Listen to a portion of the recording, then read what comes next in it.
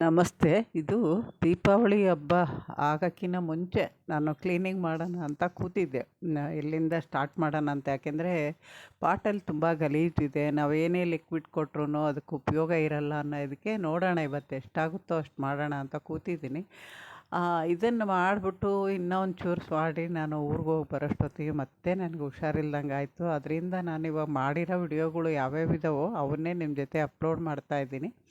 ಆ ವಿಡಿಯೋ ಪೂರ್ತಿ ನೋಡಿ ಸಪೋರ್ಟ್ ಮಾಡಿ. ಹೊಸಬ್ರು ಯಾರಾದರೂ ಫಸ್ಟ್ ಸರಿ ಚಾನಲ್ ಬಂದಿದ್ದರೆ ವಿಡಿಯೋ ನೋಡಿ ಸಬ್ಸ್ಕ್ರೈಬ್ ಮಾಡ್ಕೊಂಡು ಲೈಕ್ ಕೊಡಿ, ಹಂಗೆ ಕಮೆಂಟ್ ಮಾಡಿ ವಿಡಿಯೋ ಹೆಂಗಿದೆ ಅಂತ. ಉಪಯೋಗ ಇದೆ ಅಂದರೆ ಬೇರೆಯವ್ರಿಗೆ ಶೇರ್ ಮಾಡಿ. ನೋಡಿ, ದಾಸವಾಳ ತುಂಬ ಚೆನ್ನಾಗಿ ಅರಳಿದ್ವು. ಬಾಳೆಹಣ್ಣಿನ ಲಿಕ್ವಿಡ್ವು ಅವೆಲ್ಲ ಕೊಟ್ಟಿದ್ವಲ್ಲ ಆವಾಗ ನಮ್ಮ ಅಳಿಯವರು ನಾವು ಬಂದಾಗ. ಅದರಿಂದ ಮತ್ತೆ ಹೂವು ಜಾಸ್ತಿನೇ ಆಗಿದ್ವು. ಖುಷಿ ಆಗುತ್ತೆ. ಆದರೆ ಜಾಸ್ತಿ ರೆಡ್ಡು ಪಿಂಕೇ ಬಿಟ್ಟಿದ್ದಾವೆ. ಆಮೇಲೆ ಎಲ್ಲೋ ಒಂದು ಬಿಡುತ್ತೆ, ಇನ್ನೂ ಒಂದು ಡಬಲ್ ಕಲರ್ ಬಿಡುತ್ತೆ, ಅಷ್ಟು ಮಾತ್ರ. ಇನ್ನೂ ಎಷ್ಟೋ ಕಲರ್ ಇದ್ದಾವೆ ಬಿಡಬೇಕು. ಇದು ಒಂದು ಡಬಲ್ ಪೆಟಲ್ ತುಂಬ ದಿನದ ಮೇಲೆ ಬಿಟ್ಟಿದೆ. ಇದು ಸುಮಾರು 4 ವರ್ಷ ಆಯಿತು. ಅದು ಬಕೆಟಲ್ಲೇ ಇದೆ, 20 ಲೀಟ್ರ್ ಬಕೆಟಲ್ಲಿ.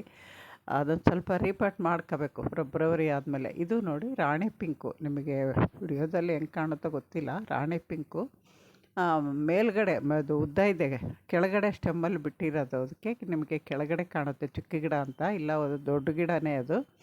ಆದರೆ 2 ಸ್ಟೆಮ್ ಇದೆ. ಮೇಲ್ಗಡೆ ಕಟ್ ಮಾಡಿದ್ದಕ್ಕೆ ಇವಾಗ ಚಿಗುರ್ತಾ ಇದೆ. ಫೆಬ್ರವರಿಲಿ ಸ್ವಲ್ಪ ಆಡಾಗಿ ಪ್ರೂನ್ ಮಾಡ್ಕೊಂಡ್ರೆ ಸ್ವಲ್ಪ ಚಿಗುರು ಜಾಸ್ತಿನೇ ಬರುತ್ತೆ, ಬ್ರಾಂಚಸ್ಸು. ಈ ಥರ ಬ್ರಾಂಚಸ್ 1-2 ಇದ್ದದ್ದು ನೀವು ಫೆಬ್ರವರಿಲಿ ನೋಡ್ಕೊಂಡು ಮಾಡ್ಬೋದು. ಆಮೇಲೆ ಈ ಥರ ಎಲ್ಲೋ ಆಗಿರುತ್ತಲ್ಲ ಎಲೆಗಳು, ಆಮೇಲೆ ಮೊಗ್ಗು ಒಂದೊಂದು ಅದು ಸರಿಯಾಗಿ ಡೆವಲಪ್ ಆಗಿಲ್ಲ. ಮೊಗ್ಗು ಅಂದಾಗ ಎಲ್ಲೋ ಆಗೋಗಿರುತ್ತೆ, ಆ ಥರದ್ದು ತೆಗೆದುಬಿಡ್ಬೇಕು. ಆಮೇಲೆ ಮೊಗ್ಗಲ್ಲಿ ಚಿಕ್ಕ ಚಿಕ್ಕ ಹುಳ ಇರುತ್ತೆ, ಅದನ್ನು ನೋಡ್ಕೊಂಡು ದಿನ ತೆಗಿಬೇಕು. ನಾನು ಏನೂ ಔಷಧಿ ಹೊಡಿಯೋಕ್ಕಾಗಿಲ್ಲ ಇನ್ನೂ ಇವತ್ತಿನವರೆಗೂ. ಸುಮಾರು 2 ತಿಂಗಳು 2.5 ತಿಂಗಳಾಯ್ತು ನಾನು ಏನೇ ಸ್ಪ್ರೇ ಮಾಡಿಲ್ಲ. ಸ್ಪ್ರೇ ಮಾಡದೇ ಇದ್ರೂ ದೇವ್ರ ದಯೆಯಿಂದ ಗಿಡಗಳೆಲ್ಲ ಚೆನ್ನಾಗೇ ಇದ್ದಾವೆ. ಯಾವಕ್ಕೂ ಬೆಸ್ಟ್ ಅಂತೂ ಅಟ್ಯಾಕ್ ಆಗಿಲ್ಲ. ಎಲ್ಲೋ ಒಂದೊಂದು ಸರಿ ಮಿಲಿಬಗ್ ದಾಸವಾಳಕ್ಕಿದ್ದಾಗ ನಾನೇ ನೋಡಿ ಅದನ್ನು ಕೈಯಿಂದ ತೆಗೆದಾಕ್ಬಿಡ್ತೀನಿ. ನೋಡಿ, ಇದು ಓಡಾಡ್ತಾ ಇರುತ್ತೆ ನಾನು ಬಂದ್ರೂ. ಅಂದರೆ ಅಳಿಲ್ ಬಂದರೆ ಕಂಡ್ರೆ ಮಾತ್ರ ಅಟ್ಟಿಸ್ಕೊಂಡು ಹೋಗುತ್ತೆ. ಇದು ಇವತ್ತೊಂದು ಮೊಗ್ಗು ಸ್ಟಾರ್ಟ್ ಆಗಿದೆ. ಇದು ಅರಳಿದಾಗ ತೋರಿಸ್ತೀನಿ ನಿಮಗೆ. ಅದು ತುಂಬ ದೊಡ್ಡ ಹೂವು. ಆಮೇಲೆ ಅದು ಸ್ವಲ್ಪ ಹುಳ ಬಂದಿದೆ, ಅದಕ್ಕೂ ಸರಿಯಾಗಿ ಅರಳಿಲ್ಲ. ಈ ಹೂವಿಂದೆಲ್ಲ ನೋಡಿಬಿಟ್ಟು ಇವತ್ತು ನಾನು ಎಷ್ಟು ಕ್ಲೀನ್ ಮಾಡ್ತೀನಿ ಅದನ್ನು ನಿಮ್ಮ ಜೊತೆಗೆ ಶೇರ್ ಮಾಡ್ತೀನಿ. ಈ ಥರ ನಾವು ಪಾಟ್ಗಳು ಆವಾಗವಾಗ ನಾನು ಇಷ್ಟೊತ್ತಿಗೆ ಮಾಡಬೇಕಾಗಿತ್ತು, ಆದರೆ ತುಂಬ ಲೇಟ್ ಈ ವರ್ಷ. ಅದರಿಂದ ನಾನು ಇವಾಗ ಮಾಡ್ತಾಯಿದ್ದೀನಿ. ಇನ್ನು ಬೇಸಿಗೆ ಬಂದರೆ ಇನ್ನೂ ಗಟ್ಟಿಯಾಗ್ಬಿಡುತ್ತೆ ಮಣ್ಣು. ನಾವು ಹಾಕಿರೋ ನೀರಾಗಲಿ ಲಿಕ್ವಿಡ್ ಆಗಲಿ ವೇಸ್ಟ್ ಆಗುತ್ತೆ. ಇವತ್ತು 2 ಹೂವು ಅರಳಿದೆ ನೋಡಿ, ಗಂಟೆ ಹೂವು. ಖುಷಿ ಆಯಿತು. ಇವು ಜಾಸ್ತಿನೇ ಅರಳುತ್ತೆ ಇದರಲ್ಲಿ ಎಲ್ಲೋ. ಆಮೇಲೆ ಇದು ಹೂವು ಶಿವನಿಗೆ ತುಂಬ ಪ್ರೀತಿ. ತಂದು ಹಾಕ್ಕೊಳ್ಳಿ, ಹಾಲು ಬರುತ್ತೆ. ಕಣಗಿಲ ಗಿಡದ ಥರನೇ ಇದು ಗಿಡ, ಅಂದರೆ ಹಾಲು ಬರುತ್ತೆ ಇದರಲ್ಲಿ. ಕಣಗಿಲ ಗಿಡದಲ್ಲಿ ಹಾಲೇನು ಬರಲ್ಲ, ಆದರೆ ಕಹಿ ಅಂತಾರೆ. ಕಹಿ ಹುಷಾರಾಗಿ ಕೈ ತೊಳ್ಕೊಬೇಕು ಕಿತ್ತಾದಮೇಲೆ. ನೋಡಿ, ಇಲ್ಲಿಂದ ಸ್ಟಾರ್ಟ್ ಮಾಡ್ತೀನಿ ಇವತ್ತು. ಇದನ್ನು ಬೋನ್ಸಾಯಿ ಮಾಡಿದ್ದೀನಿ ನಾನು, ರಾಗಿ ಮರ ಅಂತಾರಲ್ಲ ಅದು. ಅದರಲ್ಲಿಂದ ನೋಡಿ ಇಷ್ಟರಲ್ಲೇ ಎಷ್ಟು ಬೆಳೆದಿದೆ. ಸ್ವಲ್ಪ ಮಣ್ಣು ಇರೋದು, ಅದರಲ್ಲೇ ಬೆಳೆದಿದ್ದೀನಿ. ಇವಾಗ ಸ್ಟಾರ್ಟ್ ಮಾಡ್ತಾಯಿದ್ದೀನಿ. ಇದನ್ನು ಬುಡದ ಸಮೇತ ತೆಗಿಬೇಕು ನಾವು. ಇದ್ದರೆ ತುಂಬ ಬೇರೇನು ಇಳ್ಕೊಂಡಿರಲ್ಲ, ಆದರೆ ಮಣ್ಣು ಕಾಣ್ದಂಗೆ ಹರಡ್ಬಿಡುತ್ತೆ. ಮೇಲ್ಗಡೆ ಹರಡೋದ್ರಿಂದ ಗಾಳಿ ಬೆಳಕು ಬಿಸಿಲು ಬೀಳಲ್ಲ ಮಣ್ಣಿಗೆ. ಆವಾಗ ಅಲ್ಲಿ ಪಾಚಿ ಕಟ್ಟಿದೆ ನೋಡಿ, ಪಾಚಿ ಕಟ್ಟಿಬಿಡುತ್ತೆ. ಆ ಥರ ಪಾಚಿ ಕಟ್ಟಿದರೆ ಮಣ್ಣು ಆರೋಗ್ಯವಾಗಿರಲ್ಲ. ಅದರಿಂದ ಆ ಪಾಚಿ ಏನಾದ್ರು ಕಟ್ಟಿದರೆ ನೀವು ಈ ಥರ ಬುಡದ ಸಮೇತ ತೆಗೆದ್ಬಿಟ್ಟು, ಮೇಲೆ ಜಾಸ್ತಿ ಪಾಚಿ ಕಟ್ಟಿದರೆ ಆ ಪಾಚಿ ಸಹ ತೆಗೆದುಬಿಟ್ಟು ಆಮೇಲೆ ಮಣ್ಣು ಲೂಸ್ ಮಾಡಬೇಕು. ಈ ಥರ ತಿಂಗಳಿಗೊಂದು ಸರಿ ಮಾಡ್ತಾಯಿದ್ದಾಗ ಈ ಥರ ಪಾಚಿ ಕಟ್ಟಲ್ಲ. ನಾವು ತುಂಬ ದಿನ ಬಿಟ್ಟು ಮಳೆ ಜಾಸ್ತಿ ಆಗಿ ನೀರು ಜಾಸ್ತಿ ಆದಾಗ ಈ ಥರ ಪಾಚಿ ಕಟ್ಟುತ್ತೆ. ಆ ಪಾಚಿ ಕಟ್ಟೋದ್ರಿಂದ ಮಣ್ಣು ಒಣಗೋದು ಇಲ್ಲ. ಬೇರುಗಳು ಯಾವಾಗಲೂ ಒಂದೇ ಥರ ಇದ್ದು ಸ್ವಲ್ಪ ರೋಗಕ್ಕೂ ತುತ್ತಾಗ ಜಾಸ್ತಿ ಆಗುತ್ತೆ. ಅದರಿಂದ ಈ ಥರ ಪಾಚಿ ಕಟ್ಟೋಕ್ಕೆ ಬಿಡಬಾರ್ದು ಪಾಟ್ಗಳಿಗೆ, ತೆಗಿಬೇಕು ಆದಷ್ಟು. ನಾನು ಇವಾಗ ಯಾವಾಗಲೂ ಆ ಥರ ಮಾಡ್ತಿರ್ಲಿಲ್ಲ, ಈ ಸರಿ ಹಂಗಾಗಿದೆ ನೋಡಿ. ಈ ಥರ ಕವರ್ ಇಟ್ಕೊಂಡಿರ್ತೀನಿ ನಾನು. ಬೇಡದೇ ಇರೋ ಗಿಡಗಳೆಲ್ಲ ಕವರ್ಗೆ ಹಾಕ್ಬಿಡ್ತೀನಿ. ಬೇಕಾಗಿರೋವು ಇನ್ನೊಂದು ಚಿಕ್ಕ ಪಾಟ್ ಇಟ್ಕೊಂಡಿದ್ದೀನಿ. ಗೊಬ್ಬರ ಮಾಡಬೇಕು ನಾವು. ಆ ಗೊಬ್ಬರಕ್ಕೆ ಮಾಡೋವೆಲ್ಲ ನಾನು ಪಾಟಲ್ಲಿ ಹಾಕ್ತೀನಿ, ಖಾಲಿ ಪಾಟಲ್ಲಿ. ಈ ಥರ ಮಾಡಿಬಿಟ್ಟು ಫಸ್ಟು ಅದನ್ನು ವೇಸ್ಟ್ ಗಿಡಗಳೆಲ್ಲ ತೆಗಿತೀನಿ. ವೇಸ್ಟ್ ಗಿಡ ಇದಾದ್ರೂ ಪರವಾಗಿಲ್ಲ, ಬೇರೆ ಇರೋಲ್ಲ. ಇನ್ನೂ ಬೇರೆ ಗಿಡ ಎಲ್ಲ ತುಂಬ ಬೇರೆ ಆಳವಾಗಿ ಬಿಟ್ಕೊಳ್ಳುತ್ತೆ, ಹುಲ್ಲು. ಇನ್ನು ಬೇರೆ ಗಿಡ ಇದ್ದಾವೆ, ತೋರಿಸ್ತೀನಿ. ಮುಂದೆ ನೋಡಿದ್ರೆ ನಿಮಗೆ ಪಾಟಲ್ಲಿ ಯಾವ್ಯಾವ ಗಿಡ ಬೆಳೀತವೆ ಅನ್ನೋದು ವೇಸ್ಟು ಗೊತ್ತಾಗುತ್ತೆ.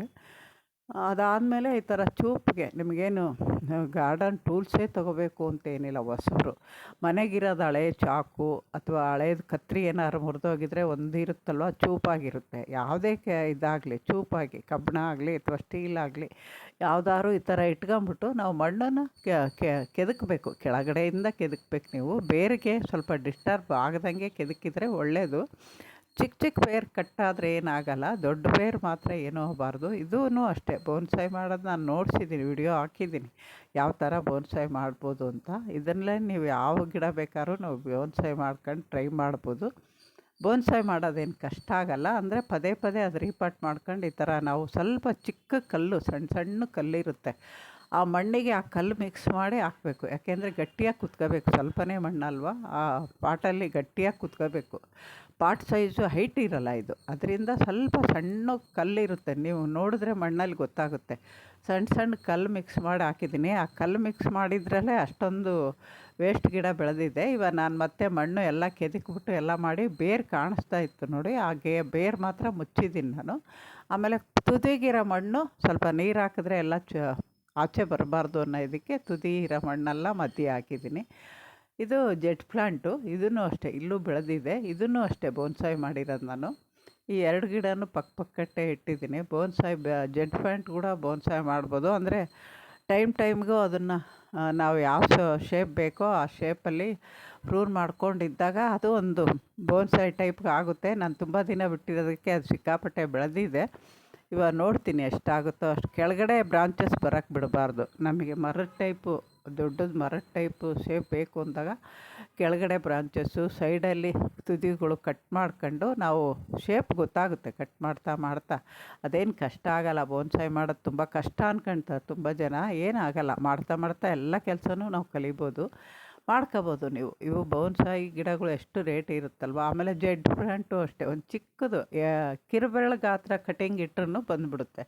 ಆದರೆ ಅವೆಲ್ಲ ಎಷ್ಟು ರೇಟಲ್ಲಿ ಮಾರ್ತಾರೆ. ನಾನು ಮಹೇಶ್ ತಂದು ಕೊಟ್ಟಿದ್ದೆ ಒಂದು ಚಿಕ್ಕ ಕಟಿಂಗು. ಇವತ್ತು ಬೋನ್ಸಾಯ್ 2 ಥರ ಮಾಡಿದ್ದೀನಿ. ಇನ್ನೂ ಒಂದು ಚಿಕ್ಕ ಬಾಟ್ಲ್ ಕಟ್ ಮಾಡಿ ಇಟ್ಟಿದ್ದೀನಿ, ಯಾರನ್ನ ಕೇಳಿದ್ರೆ ಕೊಡೋಕ್ಕೆ ಬರುತ್ತೆ ಅಂತ. ಆಮೇಲೆ ಪ್ರೂನ್ ಮಾಡಿದಾಗೂ ಅಷ್ಟೇ, ಯಾರು ಬಂದಿದ್ದರೆ ಅದು ಕೊಡ್ತೀನಿ. ಒಳ್ಳೆಯದು ಅಂತಾರಲ್ವ, ಮನೆಗಿಟ್ಟರೆ. ಅದಕ್ಕೆ ನೋಡಿ ಈ ಥರ ಕಟ್ ಮಾಡಿದ್ದೀನಿ.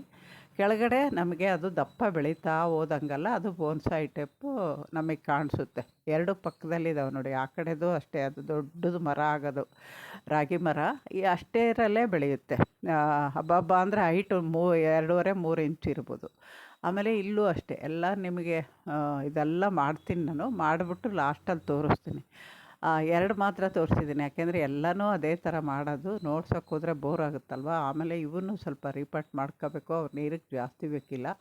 ಇವೆಲ್ಲ ಸಸಿಗಳು, ಇವೆಲ್ಲ ಕ್ಲೀನ್ ಮಾಡಿದೆ ನೋಡಿ. ಇವಾಗ ಕ್ಲೀನ್ ಆದಮೇಲೆ ನೆನ್ನೆ ತೋರಿಸಿದ್ದೆ ಅವೆಲ್ಲ ಗಲಾಟೆ ಹೂವಿನ ಸಸಿ ಅಂತ. ಅದಕ್ಕೆ ಅವನ್ನ ಮಾತ್ರ ತೆಗೆದಿಲ್ಲ, ಹಂಗೆ ಬಿಟ್ಬಿಟ್ಟು ಇನ್ನೆಲ್ಲ ಈ ಪೂರ್ತಿ ಎಲ್ಲ ಈ ಸಾಲೆಲ್ಲ ಆಗಿದೆ. ಆ ಕಡೆ ಸಾಲು 3 ಸಾಲಿದೆ ಇದರಲ್ಲಿ. 3 ಸಾಲೂ ನಾನು ಚಿಕ್ಕ ಪಾಟಲ್ವ, ಬೇಗನೆ ಆಗೋಯ್ತು. ಮಾಡಿಬಿಟ್ಟು ಸುಮಾರು ಬೇಗ ಅಂದರೆ ಸುಮಾರು 2.5-3 ಗಂಟೆ ಟೈಮ್ ಆಗುತ್ತೆ ನಮಗೆ. ಮಾಡಿಬಿಟ್ಟು ಆಮೇಲೆ ಮನೆಗೆ ಹೋಗಿ ಇದು ಮಾಡ್ತೀನಿ ನಾನು. 10 ಗಂಟೆಗೆ ಬಂದರೆ ಆ ಥರ ಆಗುತ್ತೆ. ಅಷ್ಟೊತ್ತಿಗೆ ತುಂಬ ಬಿಸಿಲಾಗಿರುತ್ತೆ. ಬಿಸಿಲಲ್ಲಿ ಮಾಡಬಾರ್ದು ಅಂತ ಅನಿಸುತ್ತೆ. ಯಾಕೆಂದರೆ ಇವೆಲ್ಲ ಮಾಡಿಬಿಟ್ಟು ಹೋಗಿ ನಾನು ಬಂದು ಹುಷಾರಿಲ್ಲದೆ ಮಲಗಿದ್ದು. ನಮಸ್ತೆ, ಇನ್ನೊಂದು ವಿಡಿಯೋದಲ್ಲಿ ಸಿಗ್ತೀನಿ.